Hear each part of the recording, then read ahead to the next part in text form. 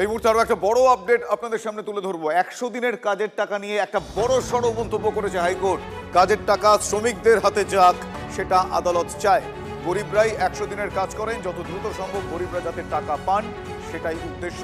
আমি ডিটেল জানবো। আমার সহকর্মী শ্রাবন্তী সাহা এই মুহূর্তে রয়েছেন। শ্রাবন্তী, হাইকোর্টের ভারপ্রাপ্ত প্রধান বিচারপতি সুজয় পাল 100 দিনের কাজের প্রকল্পে সেখানে শ্রমিকদের কাছে যাতে টাকা যায়, এই বিষয়গুলো কোন কোন দিকগুলো তিনি উল্লেখ করলেন?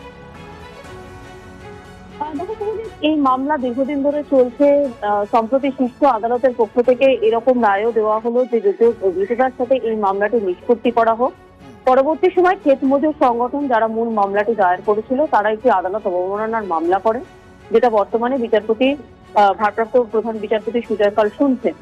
আজকের যখন ফের একটা নতুন করে ডেট দেওয়ার বিষয় আসে, তখন বিকাশ ভট্টাচার্য মামলাকারীর আইনজীবী তিনি বলেন যে অনেক অপেক্ষা হয়েছে, আর নয়। সে সময় ভারপ্রাপ্ত প্রধান বিচারপতির বক্তব্য যে যারা 100 দিনের কাজ করছেন তারা গরিব, তারা তাদের হাতে টাকা আসুক, এটা আদালতও চায়।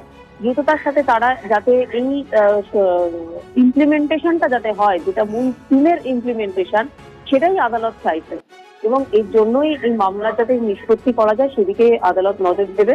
আগামী 17 ফেব্রুয়ারি সমস্ত পক্ষে যারা উকিল রয়েছেন তাদের একটা সিনপসিস তৈরি করতে নির্দেশ দেওয়া হয়েছে এবং যত দ্রুত সম্ভব এই মামলা শেষ করার কথা জানিয়েছেন বিচারক।